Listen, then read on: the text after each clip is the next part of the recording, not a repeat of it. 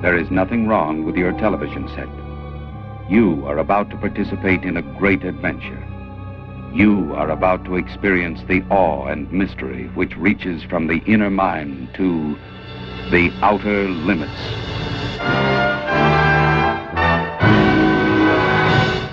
Hello and welcome to another episode of Anomalies. I was thinking back, and I guess when you get to be my age, which is like 70, you become kind of nostalgic about things.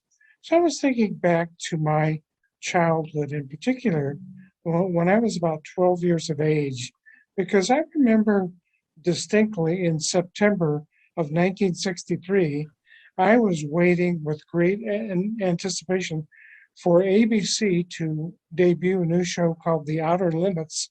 And once I heard the control voice, which we'll talk a little bit about here maybe in a minute, I was hooked. So I've always wanted to do kind of a tribute show on The Outer Limits, and I found somebody who's willing to help me with that. Dr. Reba Wissner, who is a Ph.D. in, your Ph.D. is in musicology? It is. Yes. So that's an interesting kind of connection right there. So Reba has agreed to come on the show, and we're going to have a little discussion about The Outer Limits. So the obvious question, Reba, do you prefer Reba or Dr. Wissner? Oh, Reba's fine. Okay. So did you make the leap from having a PhD in musicology to talking about The Outer Limits? So what always amuses people is that my doctoral work was on opera in 17th century Venice. Yes. And it's very different. And I, at some point, kind of got tired of looking at it.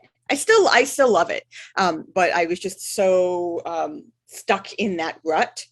I need to do something different. And I had always loved the Twilight Zone as a child. And in fact, if you look at the dedication to my Twilight Zone book, it's to my parents who turned on the Twilight Zone and unknowingly created a monster.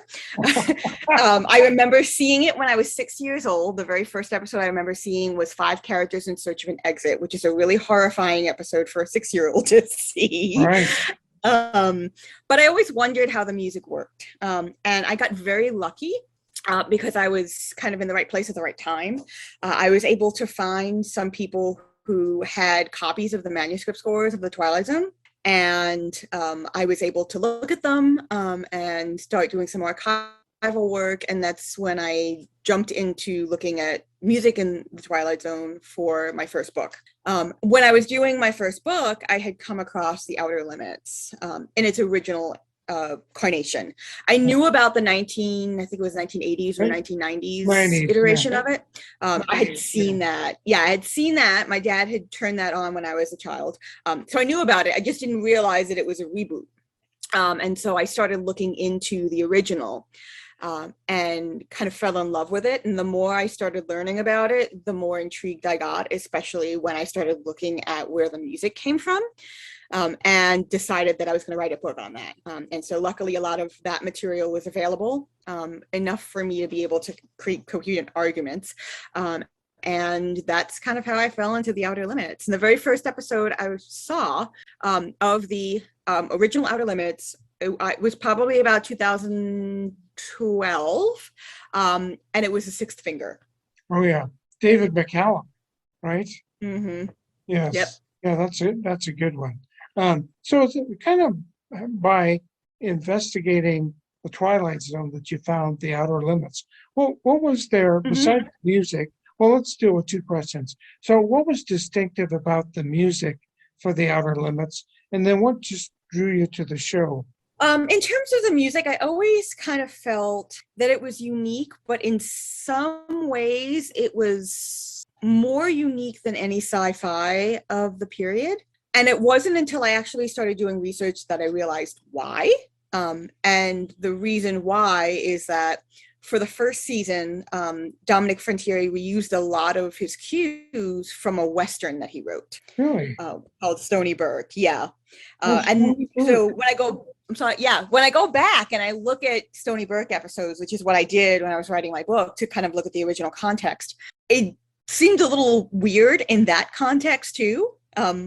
It's kind of like when you watch Perry Mason, and you hear Twilight Zone cues in there, and you're like, oh yeah, that seems a little odd. Same principle, except that they weren't very Western cues at all. Even the Outer Limits theme came from an episode of Stony Brook. So it seemed kind of odd to me. And for the second season, the music from Harry Lubin, a lot of it came from One Step Beyond. Oh, yes. And some of it, including the theme, came from the Loretta Young show. Really? Yeah. There's one scene in a Loretta Young show episode in which her character is undergoing dental surgery, and they dope her up on laughing gas, and she has this wild dream while she's asleep, and that's the music that plays. That's a very interesting connection. So from a musicology standpoint, realize it's not like they're borrowing from other episodes of different shows. Mm-hmm. What instruments are used to create the unique sound that is the Outer Limits? That's the cool thing about the Outer Limits, is that Dominic Frontieri, he used conventional instruments like violins and cellos and flutes and things like that.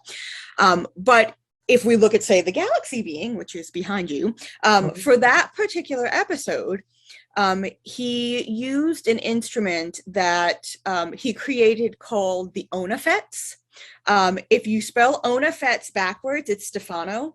So he named it after Joe Stefano. But basically, it's an oscillator that's rigged up to a vacuum cleaner that you then blow into the hose as it's running, and creates a kind of strange sound. So we get that in Nightmare. We get it in the Galaxy Being. There's a couple other episodes I can't think of offhand where it's used. I think Nightmare, it's in there as well. There's a solo for Onafets. So is that a function of not having a very big budget to produce these episodes? Partially, although Frontieri was in a really unique position because he was the producer as well as the composer. And so he had the ability to move money around where he wanted to. And so there was more than one instance where he kind of moved money around to the music budget where it shouldn't have gone. And then the whole episode ran over budget. And so they had to sometimes account for running over budget by doing kind of bottle shows like we get with Controlled Experiment. That's a really good example of them running over budget in another episode and having to kind of create a bottle show that is minimal cost. But also, Frontieri got ideas for some of these instruments and sounds from like random things. So the story he tells about the Onafets is that he was sitting in his living room trying to compose, and his housekeeper came in and she was vacuuming, and he got really angry because he was trying to compose while she was vacuuming. And then kind of a light bulb went on and said, wait a minute, what if I take this vacuum cleaner and I do something with it? And that's how the Onafets was born. Wow, that's a great story. So what would you say about the Outer Limits as a show of the 1960s? What would you say, and since you looked at I believe the Twilight Zones started a little bit earlier than that, maybe. Started in 59. Yeah. So what would you say about their place in our culture, particularly the Outer Limits, since that's what we're talking about? Well, what would you say about the impact they had on our culture and how they're reflective of our culture at the time? Definitely, Twilight Zone is probably the most obvious example because everyone knows the theme. Everyone knows at least one episode, probably. People like, it's like that episode of the Twilight Zone. They kind of drop into average speech. Outer Limits, not so much, but both Outer Limits and Twilight Zone are very much reflective of the Cold War environment in which they aired. And so it was actually through looking at Outer Limits and Twilight Zone that I got the idea for the third book that I wrote, which was on music and the atomic bomb on television during the Cold War, because some author had said that no fictional television really wanted to address the Cold War in any aspect. And I'm like, that can't be right, because there's a few Twilight Zones and a few Outer Limits that do this. And so that kind of set me down the rabbit hole. But we think of Twilight Zone as being very much social commentary, but there's a lot of social commentary in the Outer Limits too. Yeah, Things like nuclear fear. We've got nuclear fear. We've got the military-industrial complex. Everybody rags on the brain of Colonel Barham, but it's kind of everybody's worst episode. But it really talks a little bit about the military-industrial complex and technology and the fear of technology, what the possibilities are and what the pitfalls are. And so I think that both of those series and a lot of sci-fi and fantasy from mid-century America is very much reflecting of the anxiety of the other, McCarthyism, war, Vietnam. I mean, even if we look at the way the Outer Limits treats the Pacific Islands, for instance, the episode, the two-parter, The Inheritors, where there's these four soldiers that wind up getting sent to this country in the Pacific that's not named, and come back with like stuff in their brain, or actually two brains. Or you've got, what was the other one? There was another one, 100 Days of the Dragon, which, by the way, also all of that music was from a Stony Burke episode. And then it was reused again in an Unsold pilot. And that's kind of interesting, that music, because in the original context, it's meant to represent a Japanese character and a Japanese hunting bow that's often operated by a Native American. And then we get the allusion to China in 100 Days of the Dragon. And then in Striker, which was the Unsold pilot, it's used for Mongolian characters. And I highly recommend that you watch that particular pilot. It's got Telly Savalas as the Mongolian. It's really great. But 100 Days of the Dragon, like, they allude to where it is, but they don't actually tell you. And we can tell it's probably China. Same thing with, the one with Henry Silva, with the landfish, Ichthyosaurus mercurius. I can't think of which one that is. Oh my goodness. He's a dictator. From somewhere. Yeah, tourist attraction. Yes, thank you. So even then, he's a dictator somewhere. They kind of try and pinpoint geographically where it is, but they don't actually say. And we could say, well, is it a South American dictator? Maybe. Is it Castro? Maybe. Same thing with the mirror in the Twilight Zone. Very obvious allusion to Fidel Castro. So there's a lot of social commentary in both of those series. And the beauty of them is that as thinly veiled as they are, they got away with it, which didn't always happen. I was wondering about the control voice, which I think a gentleman by the name of Vic Perrin did. It seems that just the language of the control voice, we're going to control all that you hear and see. There's a sociological, cultural connection to that. I think you're talking about that to some degree. Oh, absolutely. And I mean, this is right around that. Well, it's a little bit after, but when television was originally invented, people thought of it as the seeing eye. They thought that it could look back at you. And there was this fear of it. That episode called Over. Oh, let's see. Yeah, very interesting.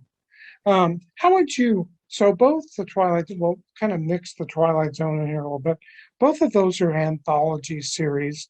But how would you differentiate the approach that they took? I would say that in some cases, and some people might disagree with me on how I'm framing this, I would say that Outer Limits in some cases is not disguised, but it combines science fiction and horror, where Twilight Zone will combine science fiction and fantasy. So there are some horror elements in Twilight Zone, for instance, depending, when you first see an episode, like Eye of the Beholder, some people might be like, oh, that face. But there's a lot more horror in the Outer Limits. And I think that also, depending on, in the Outer Limits, a lot of the stories are much more believable than they are in the Twilight Zone. So you can, foresee yourself driving onto a lot of the military and somebody handing you a matchbook that says, like, don't come in. Whereas, sitting on a bus and having your guardian angel appear next to you is probably a little bit more far-fetched. And I think that's one of the reasons why the Outer Limits drew people in, is because it drew people in a different way than Twilight Zone, because this could happen. And you don't know that it could happen, but it could. And then you get the monster kids, as they're growing up, like, they love the bears, which the Twilight Zone doesn't have. It also seems like, even though maybe you could quibble on the characterization as Rod Serling as the constant interpreter or constant introductory person for all the shows, the Twilight Zone didn't have a narrator like that at the beginning of each show, other than maybe the control voice, and that wasn't specific to any particular episode. Would that be a fair characterization of those two? Yeah, I definitely would agree with that. Yeah. So let's talk about some of the personalities. You talked a little bit about Dominic Frontieri. What about Joseph Stefano? What would you say about him, and what were his contributions to this product that he produced? So one of the really important things to know about Joseph Stefano is that he was the one who basically created the Villa di Stefano production, so the production company. He also was one of the people responsible for the film Psycho. But he, in tandem with Leslie Stevens, created this kind of empire of television series. And we think of both of them as being related to the Outer Limits, which they are. But before that was Stony Burke. And even within the same time as both Stony Burke and Outer Limits, they were trying to create spin-off shows. So a lot of the Stony Burke episodes were actually intended to be spin-offs of their own series. And so I believe, no, that's not correct. So they were constantly churning stuff out at a rate that was almost Rod Serling-esque. If we think about how Rod Serling wrote, I think, 92 episodes of the 156 of Twilight Zone, like, even as they were working on stuff for Stony Burke, on the spin-offs, and then eventually on Outer Limits, they were working on lots of things at a time. Now, it seems like one of the unfortunate things about the Outer Limits to me was it was fairly short-lived. And I think some of that might have to do with the nature of television and ratings, because it seems to me, if I remember the story correctly, they changed the time slot for the Outer Limits, and it went up against, and as a 12-year-old kid, this would not have been a choice I would have made. They went up against Jackie Gleason, and it was like, that was the death knell of that. So is that an accurate portrayal of the short-lived nature of the Outer Limits? Yeah, and I think that definitely going up against Jackie Gleason was a problem. There wwere various staffing changes too. So like, Frontieri got basically the boot. Almost all of the people who were working on the first season got the boot. And so they had new people coming in. But also, Twilight Zone ran from 59 to 64. Outer Limits ran from 63 to 65. So that first year, there was an overlap with Twilight Zone in the run. And so I think also in some ways, people might have been comparing the two. And so when it got renewed and it got moved, it might have been an attempt to kind of take up where Twilight Zone left off, which it did not do at all. That's my own personal thought about that. Whether or not it's true, I don't know.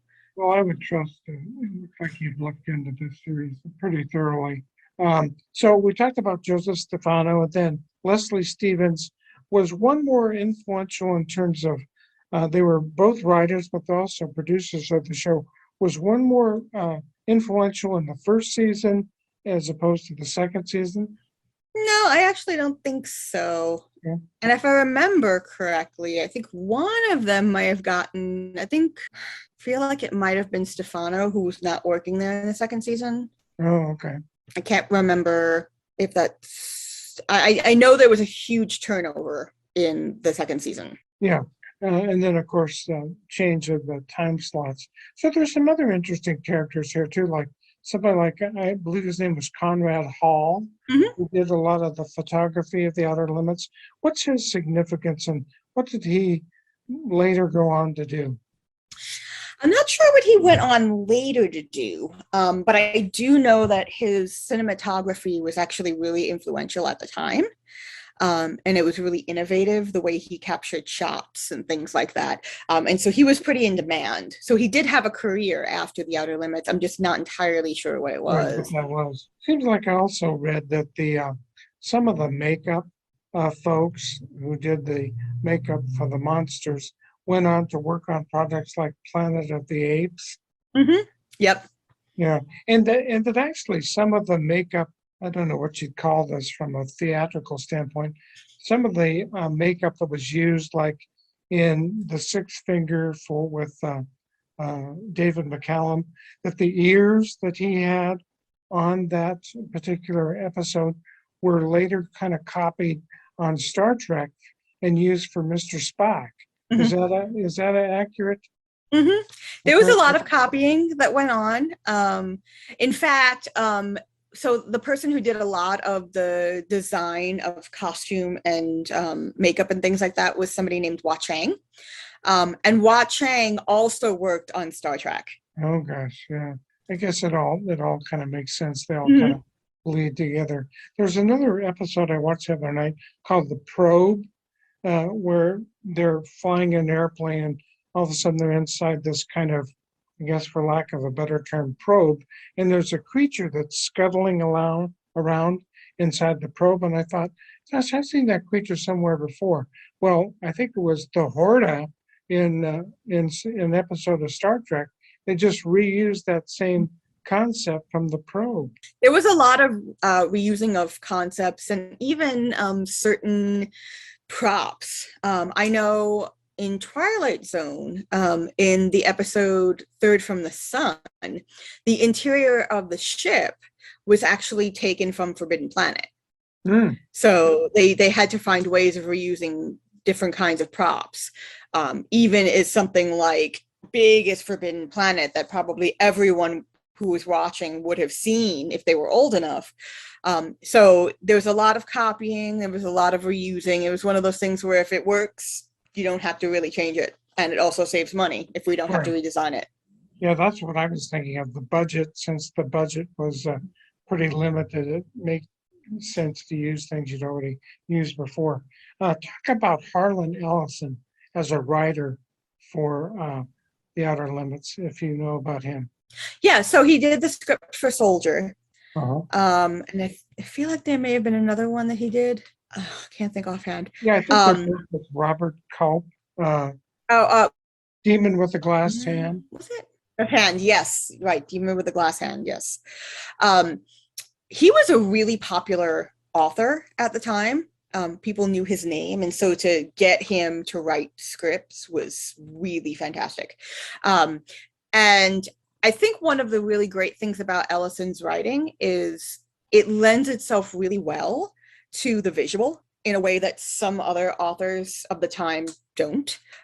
So I think that having that was really a boon. And again, Soldier and I think was Demon with the Glass Hand first season? I don't remember which season. I don't remember.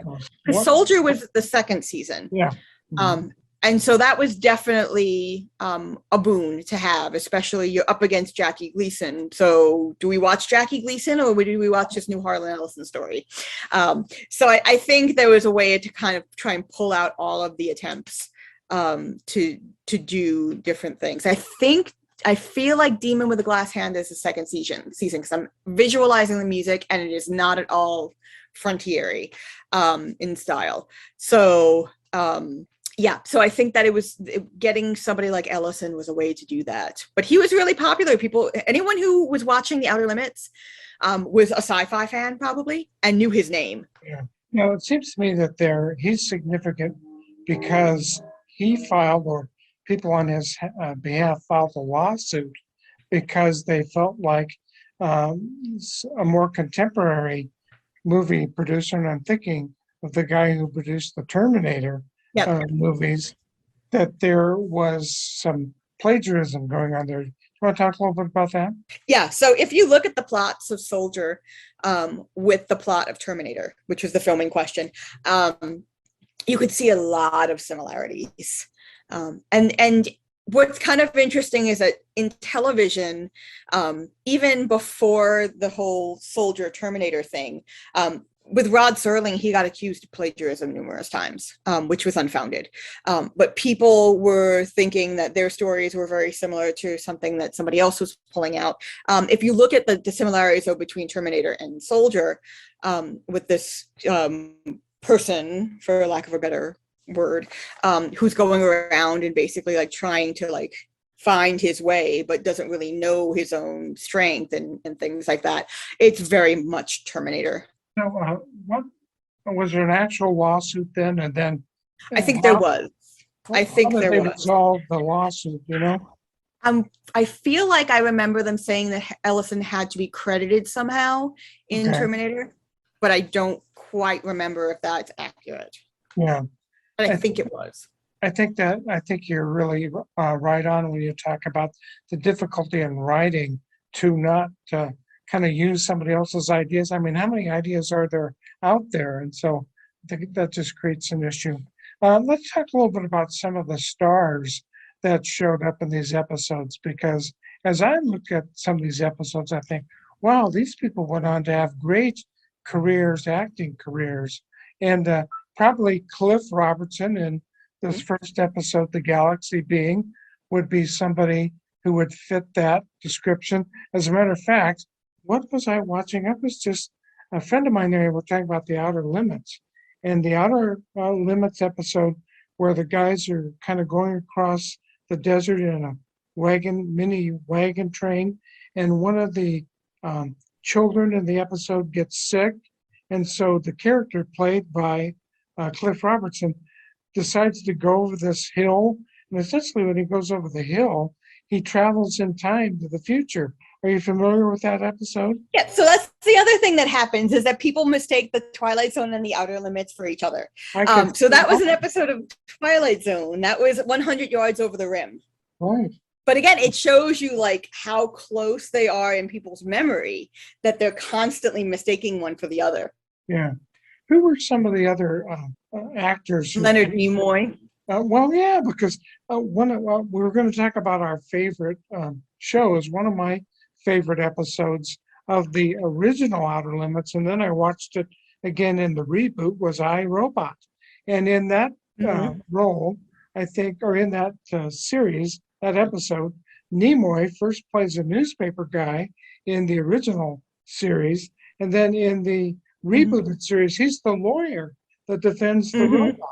So yeah, there's a real good example. And I think William Shatner was in more than one episode.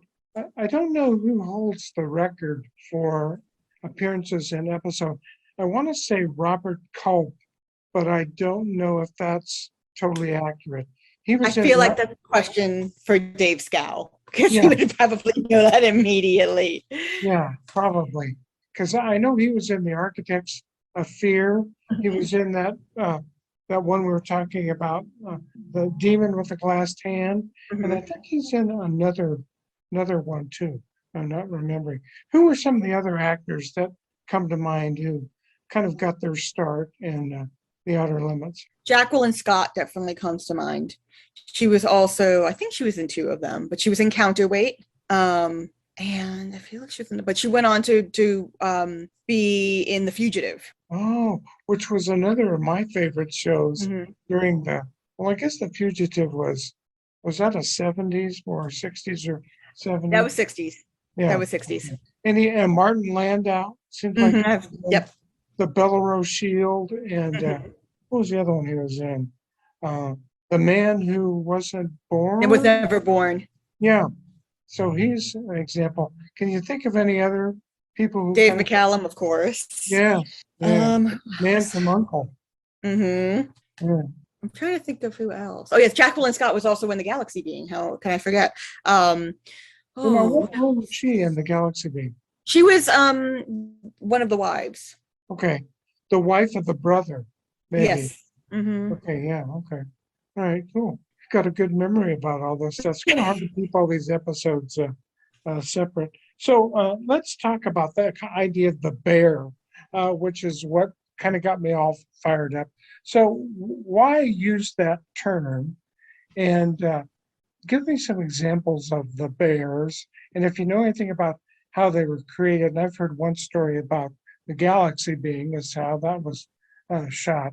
But who came up with the idea of the bear? Why did they call it the bear? What do you know about that? So that was a creation that I believe was Joe Stefano's. He wrote a whole kind of thing called like the Bible of the Outer Limits, and basically like talked about things that this show should have. And one of them was the bear, who is essentially a creature around which the episode would center. And it can be really any form. So examples of the bear are the Galaxy Being, Ek from Behold Ek, which is Right. one of my favorite episodes that people tease me about all the time. Or the Ichthyosaurus mercurius from Tourist Attraction, or the Halocian. I can't think of that episode. I'm flagging. So any of the creatures, essentially, that were there to serve a purpose, that were almost like monsters. It was kind of a way of, I'm sorry? You know why they chose the term bear to describe them? I think it was because it was supposed to be like this large looming creature, although, you know, when we look at some of these episodes, they're not large and looming at all, like the beings in the rocks, for example. But without calling them monsters, it was kind of a way to show that they were intimidating without actually saying they're monsters. Yeah, I was listening to somebody, and maybe it was an interview with, I can't remember whether it was Leslie Stevens or Joseph Stefano. They were talking about how they created the galaxy being in terms of a costume. So they put some kind of wetsuit, and they had him wear some kind of covering, and they put, I don't know if they put oil, and then they shot a negative of that, and that's essentially what the galaxy being was. So kind of innovative use of creating these bears. Let's talk about favorite episodes if we can here. I notice we're moving right along in terms of our time together. What were some of your favorite episodes of the Outer Limits, and why were they favorite? So I have 3 of them, and as I said, I get teased about them all the time. Notably, I get teased about them from the people who you saw with me on that panel, because they think they're terrible episodes. But they are Behold Ek, Cry of Silence, which is the tumbleweed ones with Eddie Albert, another, Eddie Albert, and Counterweight.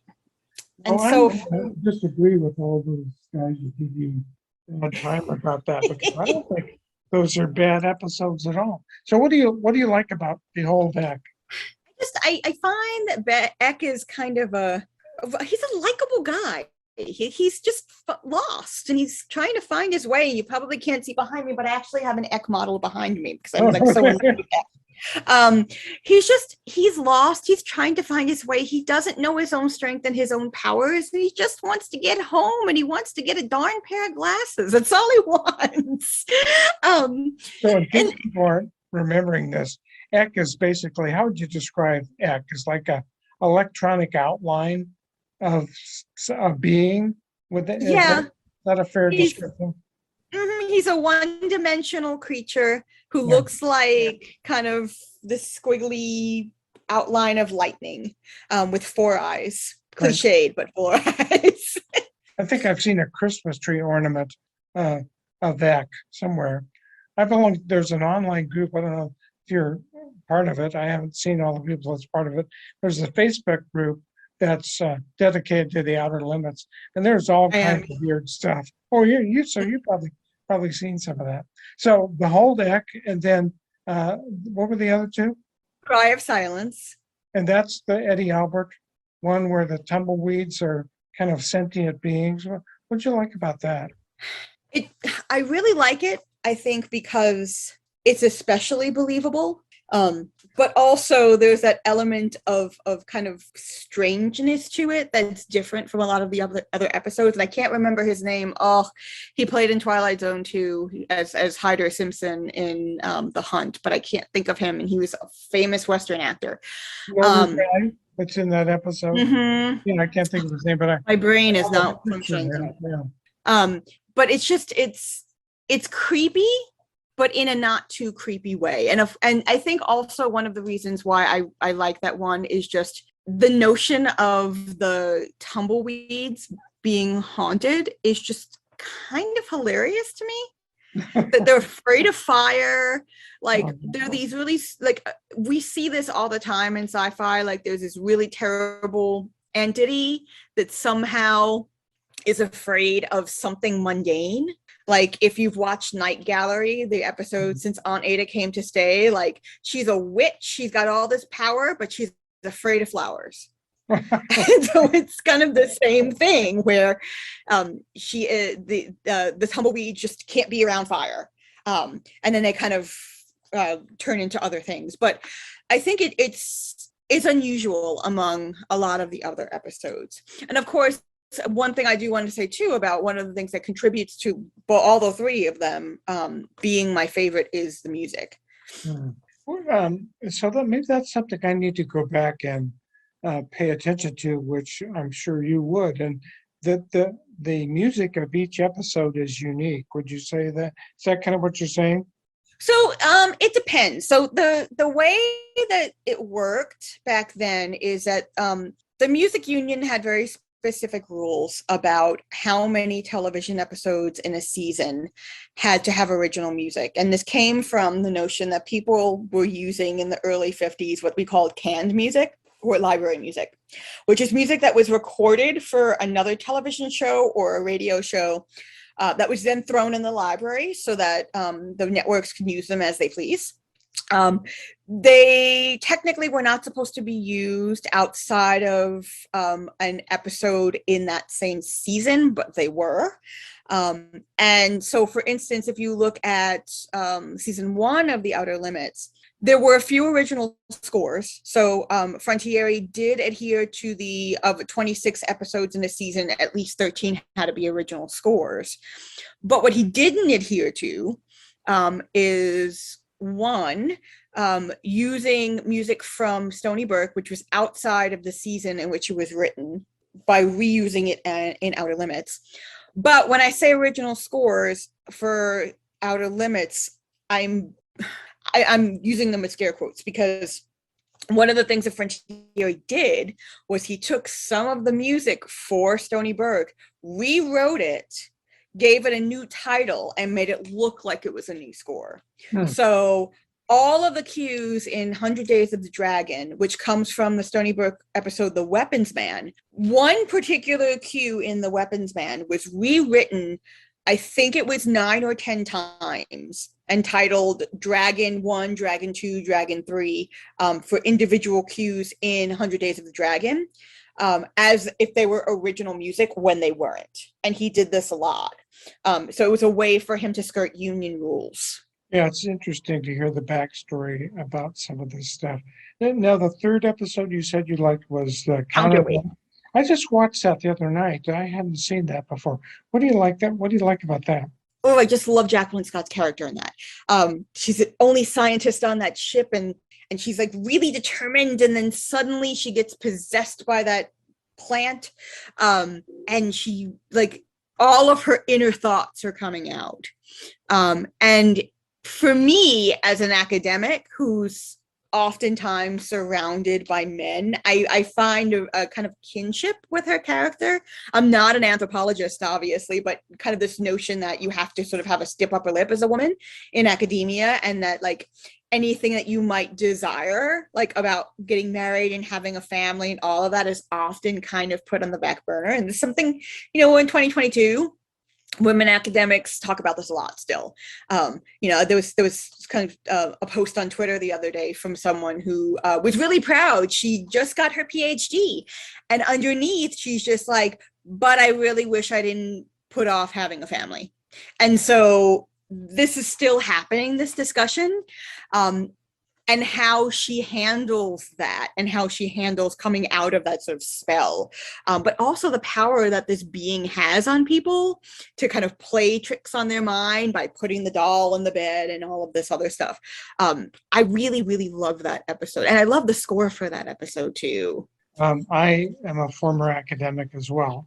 I taught at community colleges in Washington State, sociology and political science, but I'm a guy, obviously, so maybe it's more difficult to relate to some of the struggles that women have. But I've always sensed that's you deserve a lot of credit as a woman for pursuing an academic career, and I'm sure that there are glass ceilings that have yet to be broken through. So I appreciate that. So let me share with you some of my favorite episodes, and maybe you can comment about those. So the one is the one on my Zoom background, the galaxy being. So I was blown away, first of all, by, I guess it was the special effects at the time, the vacuum cleaner noise, although I didn't recognize that's what it was. But it was like that the relationship established between Cliff Robertson and this being from another galaxy was not adversarial at all. They were both kind of out there being rebellious, breaking the rules, doing things that they weren't supposed to do. And that kind of got both of them in trouble. But I felt that was a real definitive, that episode hooked me. When I saw that, I was going to say, I'm not going to try to miss any episode of The Outer Limits. Do you have any particular thoughts about the Galaxy Being? So the Galaxy Being was actually, aside from being the pilot of The Outer Limits, it was considered the pilot before The Outer Limits was The Outer Limits, when it was called Please Stand By. Yes. And so, again, this notion with the opening narration about Please Stand By, which we get again in the 90s reboot. But I think that that's one of the real reasons why the bear was very clearly not called a monster, because you have these creatures like the Galaxy Being who are not meant to be scary. They're only scary because the people who are seeing them have no idea what they are. And again, this is a lot of social commentary in episodes like these. You see somebody different from you, and automatically the first thing you see is you experience is fear.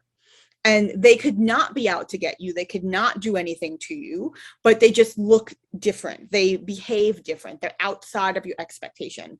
And so the Galaxy Being is really a great example of that, where it's not really meant to be scary. It's only scary because of the demons that are in our own brains.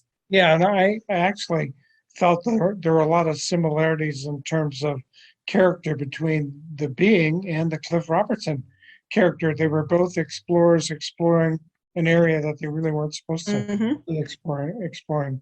Another episode that I really enjoyed was The Chameleon, which I think stars Robert Duvall. It's about a guy that works for the equivalent, I guess, of the CIA, and really has no life other than that role as being an employee of an intelligence agency. And he is chosen, or maybe volunteers, to infiltrate a landed UFO with these beings to try to teach more, or maybe not teach, it's not the right word, to try to find out more about these creatures and what a threat they are. And then what's interesting about that is that, and he's totally modified his physiology is totally modified. And I thought it was interesting in reading a description of that was that the eyes of these creatures were kind of designed to imitate the eyes of cats to make more of a human connection.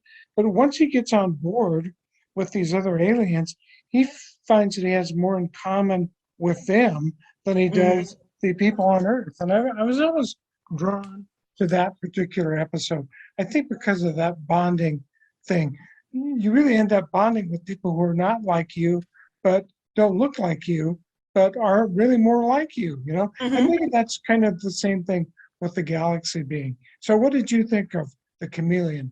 Was there, did that, I feel like that might have been Warren Oates and not Robert. Warren Oates is the mutant. Right, he was a mutant, right, yes, that's right. I think it is Another one who, Robert Duvall. I might be wrong though. but yeah, you're right. No, you're definitely right. The mutant was Warren Oates, who also big star, but also was a main character on Stony Burke. So Stefano and Stevens had worked with him before. He was one of the sidekicks of Jack Lord, who was the rodeo star named Stony Burke. But yeah, I think some people say, at least for certain things with science fiction and fantasy, you can redo a story in many different ways.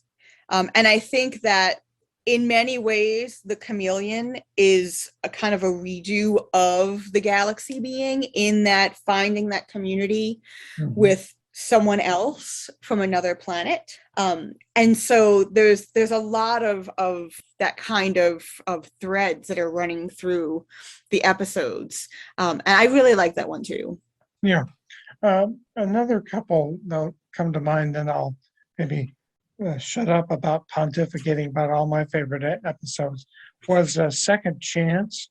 I don't know if you remember that, with Simon Oakland, who we're thinking about next month. We're going to do a tribute show to the Night Stalker.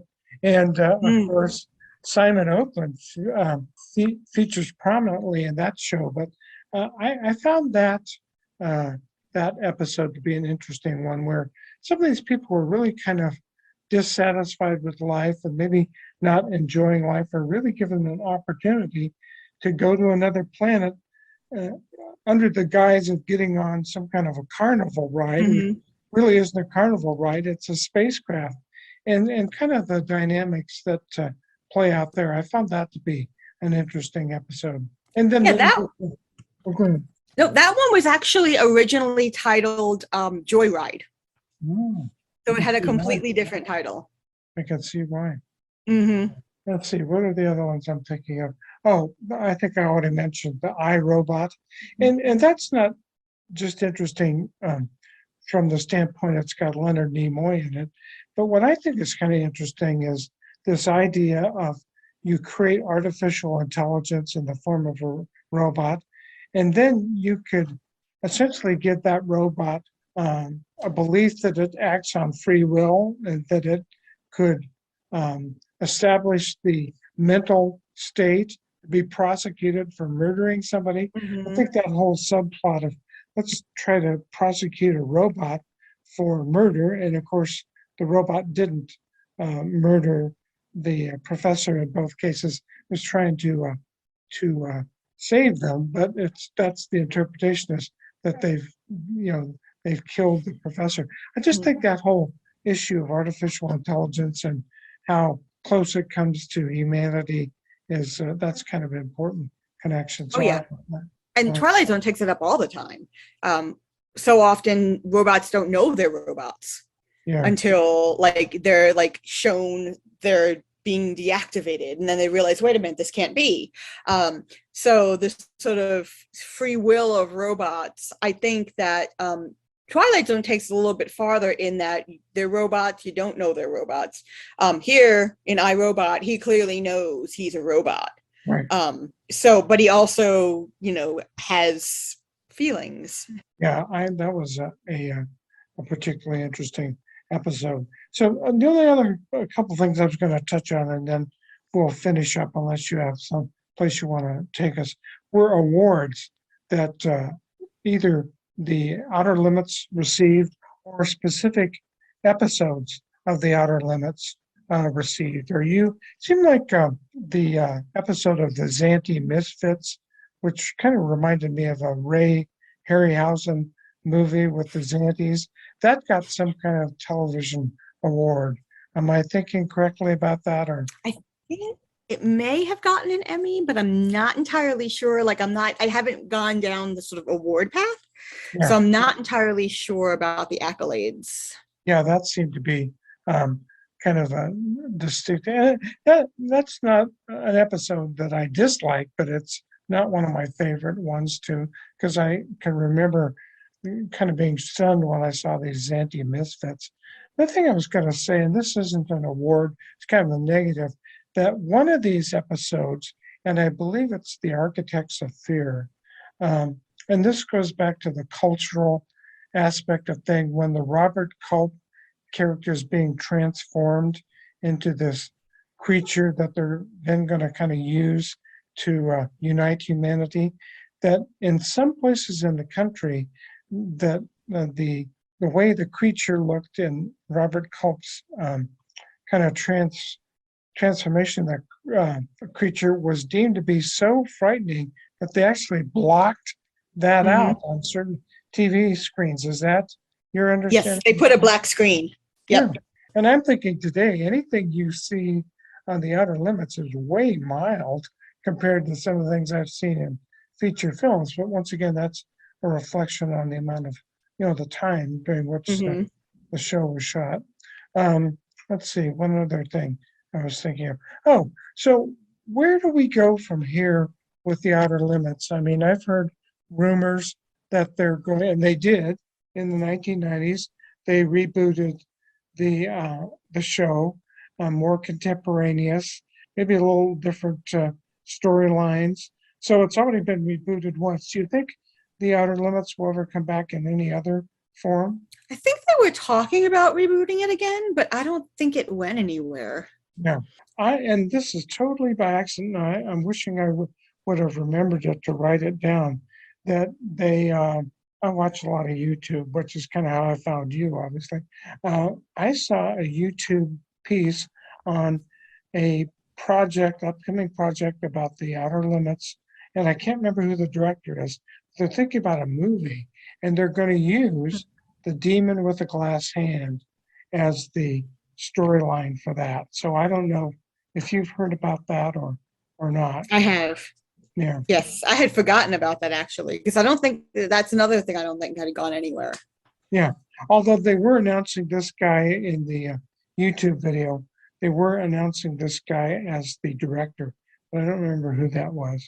So do you have any final thoughts about The Outer Limits, its significance, if people haven't watched episodes? And I used to have some of the episodes, and I don't know what happened then, but I noticed that Hulu, and I don't subscribe to Hulu, but Pluto TV has the first and second years of the Outer Limits. So if somebody's never seen it, since Pluto TV is free, there's a way to watch all those old episodes. Have any kind of final thoughts about the significance of The Outer Limits? And yeah, I think it's severely underrated. I think that not enough people have seen the original. More people are familiar with the 1990s reboot, have actually seen the original. And I think that even as popular as it is, it's still a hidden treasure.